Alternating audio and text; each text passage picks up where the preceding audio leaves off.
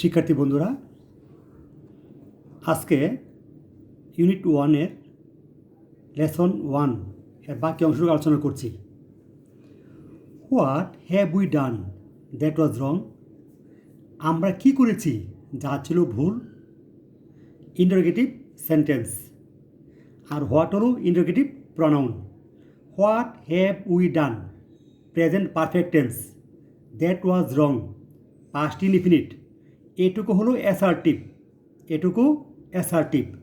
That হলো conjunction plus subject, আর এটা হলো ইন্টারোগেটিভ সেন্টেন্স। হোয়াট হলো interrogative pronoun. What have we done that was wrong? আমরা কি করেছি যা ছিল ভুল? আফটার দ্য ইলেকশন, নির্বাচনের পর। After preposition, the article, election noun. নির্বাচনের পর, প্রেপোজিশন, আর্টিকল, নাউন তিনটা মিললে হলো একটা ফ্রেজ। কোন ফ্রেজ?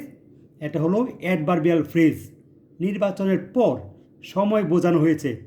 আফটার দ্য ইলেকশনস, নির্বাচনের পর। অ্যাডভার্ব অফ টাইম, এটা একটা phrase, adverbial phrase. The people of Bangladesh, বাংলাদেশের জনগণ।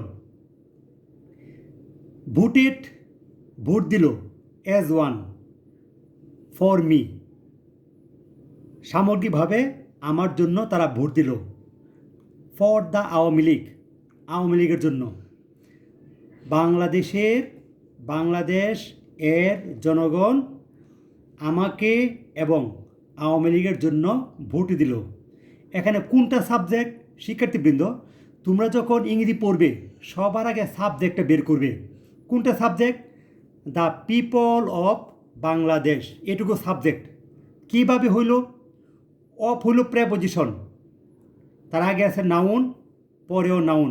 পজিটিভ কেস, পজিটিভ কেস হইয়া হইল এটা নাউন ফ্রেজ। এটা নাউন ফ্রেজ কেন? এটা ফ্রেজ কেন? আর্টিকল, নাউন, প্রেপোজিশন, নাউন, এর মধ্যে কোনো ভার্ব নাই। দুই বা ততোধিক শব্দ যার মধ্যে কোনো ভার্ব নাই তাকে বলা হয় কি? তাকে বলা হয় ফ্রেজ। আর ফ্রেজ কি হয়? নাউন হয়, অ্যাডজেক্টিভ হয়, অ্যাডভার্ব হয়, প্রেপোজিশনাল হয়, কনজাংশনাল হয়, ইন্টারজেকশনাল হয়। এটা হলো নাউন ফ্রেজ। তাহলে বাংলাদেশের জনগণ আমাকে এবং আওয়ামী লীগকে ভোট দেয়।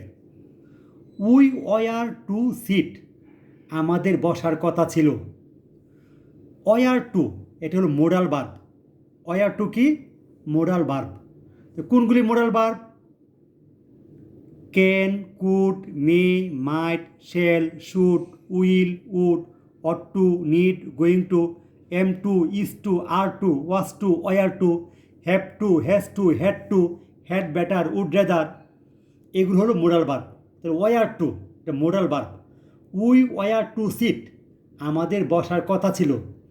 ইন দ্য ন্যাশনাল অ্যাসেম্বলি, জাতীয় সংসদে।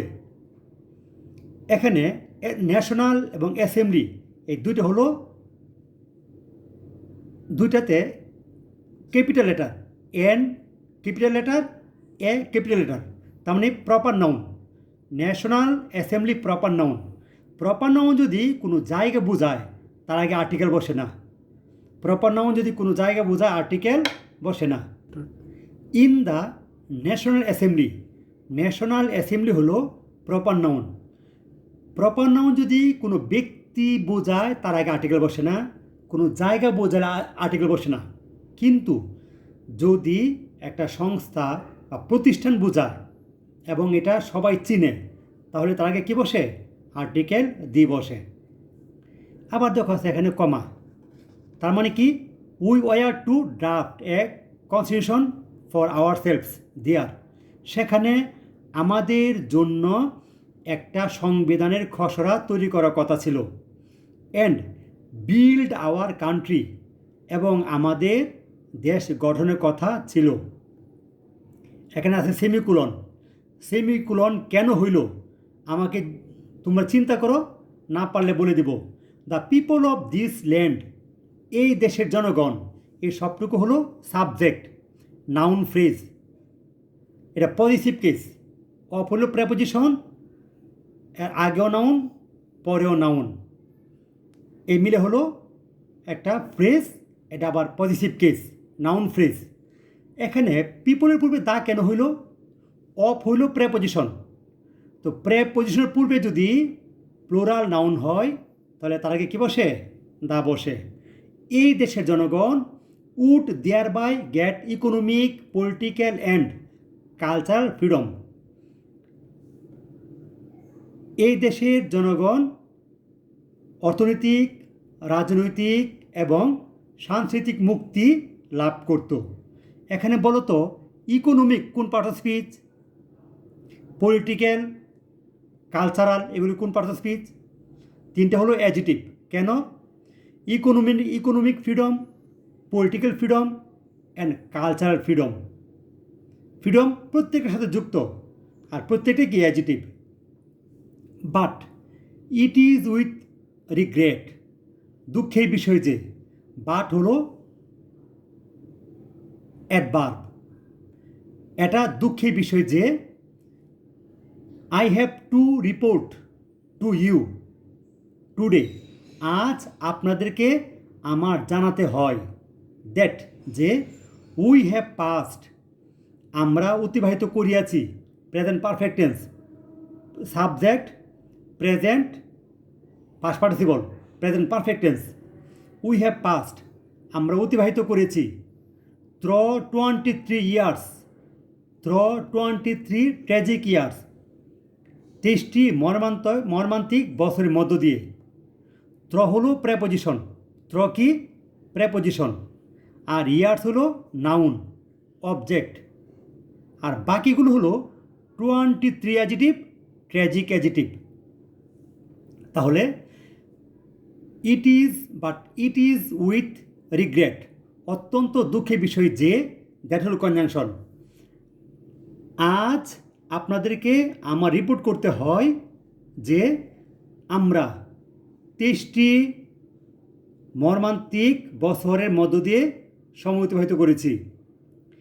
Bengal's history of those years, এই বছরগুলির বাংলার ইতিহাস।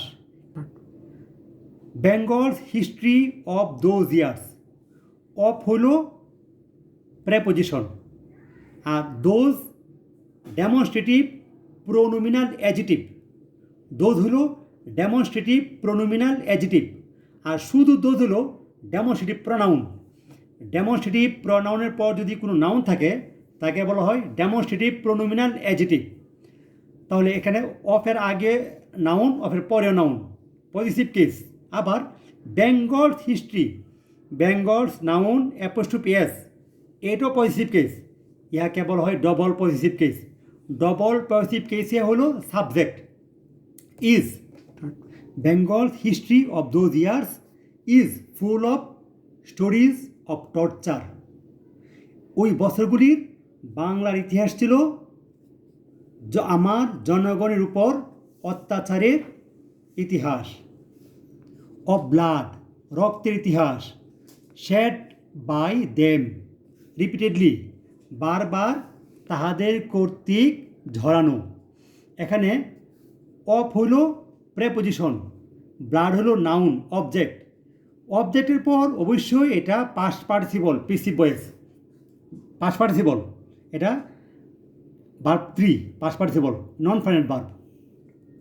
23 years of a history of men and women in agony. Agony অর্থ কি? যাতনা। এই 23 বছর ছিল নারী এবং পুরুষের যাতনার ইতিহাস।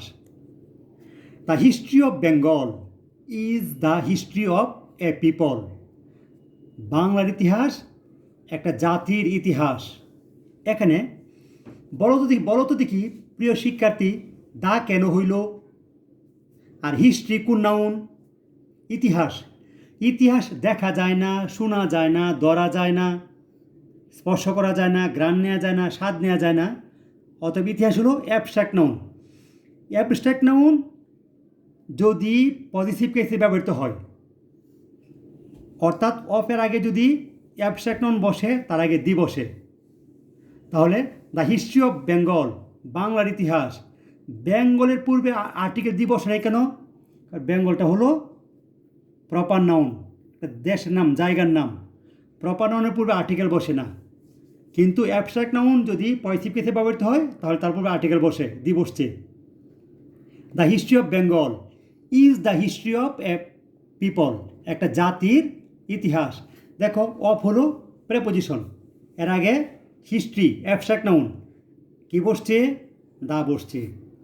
Who have repeatedly made their highways crimson with their blood, যাহারা রিপিটেডলি মেড, যাহারা বারবার বানিয়েছে, দেয়ার হাইওয়েজ, তাদের রাজপথকে, ক্রিমসন, রঙিন, উইথ দেয়ার ব্লাড, তাদের রক্ত দ্বারা। যে এখান থেকে এখন পর্যন্ত হলো কমপ্লেক্স সেন্টেন্স। কোন sentence? Complex sentence. The history of Bengal is the history of A people, বাংলার ইতিহাস একটা জাতির ইতিহাস, যাহারা বারবার তাহাদের রাজপথকে তাহাদের রক্ত দ্বারা লাল করেছে। এটা কোন সেন্টেন্স? সিম্পল, কমপ্লেক্স না কম্পাউন্ড? যেহেতু আছে হো কনজাংশন, অতএব ওর আগে একটা প্রিন্সিপাল ক্লজ, পরে হলো সাবঅর্ডিনেটিং ক্লজ, অতএব এটা হলো কমপ্লেক্স সেন্টেন্স। হো হলো conjunction plus subject, have finite verb, made non finite verb, finite verb এবং নন ফাইনাইট এর মাঝখানে হলো অ্যাডভার্ব। রিপিটেডলি কি? অ্যাডভার্ব। তোমরা যখন ঢাকা ইউনিভার্সিটিতে বা বিশ্ববিদ্যালয়ে ভর্তি পরীক্ষা যাবে তখন রিপিটেডলি বা এই যেরকম এরকম পার্ট অফ স্পিচ জিজ্ঞেস করবে। উই শেড ব্লাড ইন 1952, আমরা 1952 সনে রক্ত ঝরিয়েছি। ইভেন দো, এমনকি, দেন, তখন, in 1958, even though we were the victors, আমরা ছিলাম বিজয়ী। উই ওয়ার দ্য ভিক্টর্স, আমরা ছিলাম বিজয়ী। ইন দ্য ইলেকশনস অফ 1954, 1954 সনের নির্বাচনে আমরা ছিলাম ভিক্টর, বিজয়ী।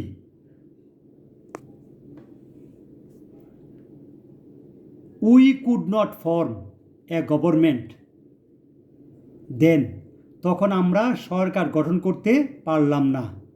ফর্ম কোন part of speech? Verb. Not কোন পার্ট অফ স্পিচ? ভার্বের আগে বসে অ্যাডভার্ব। দেন, এটা হলো অ্যাডভার্ব অফ টাইম। দেন কি? Adverb of time. ইন 1958, 1958 সনে, adverb of time. Ayub Khan declared martial law, Ayub Khan martial law ঘোষণা করল। টু এনস্লেভ আজ, আমাদেরকে দাস বানাতে। ফর দ্য নেক্সট 10 years, পরের 10 বছরের জন্য। ইন 1966, 1966 সনে, হোয়েন উই লঞ্চড, যখন আমরা চালু করলাম, দ্য 6 পয়েন্ট মুভমেন্ট, 6 দফা আন্দোলন। Our boys were shoot dead, আমাদের বালকদেরকে হত্যা করা হয়েছিল। এখানে লক্ষ্য করো, হত্যা করা হয়েছিল অন 7 জুন, 7ই জুনে, ফুল স্টপ। হোয়েন দ্বারা শুরু হয়েছে, এটা কমপ্লেক্স সেন্টেন্স। কমপ্লেক্স সেন্টেন্সের কনজাংশন, সাবজেক্ট, ভার্ব, অবজেক্ট, এটা প্রিন্সিপাল ক্লজ। আর আওয়ার বয়েজ হইল আবার সাবজেক্ট, সুতরাং এখানে একটা কমা হবে, বইয়ে কমাটা দেয়নি। কেন? যদি সাব অর্ডিনেটিং ক্লজ সবার আগে বসে আর প্রিন্সিপাল ক্লজ যদি পরে বসে তাহলে কমা হয়। Our boys were shoot dead, আমাদের বালকদেরকে হত্যা করা হয়েছিল গুলি করে 7 জুনে। হোয়েন, যখন। আফটার দ্য মুভমেন্ট অফ 1969, 1969 অভ্যুত্থানের পর, যখন। আইয়ুব খান ফেল ফ্রম পাওয়ার, আইয়ুব খান ক্ষমতা থেকে নামল। ইয়াহিয়া খান অ্যাজিউমড, ইয়াহিয়া খান গ্রহণ করল।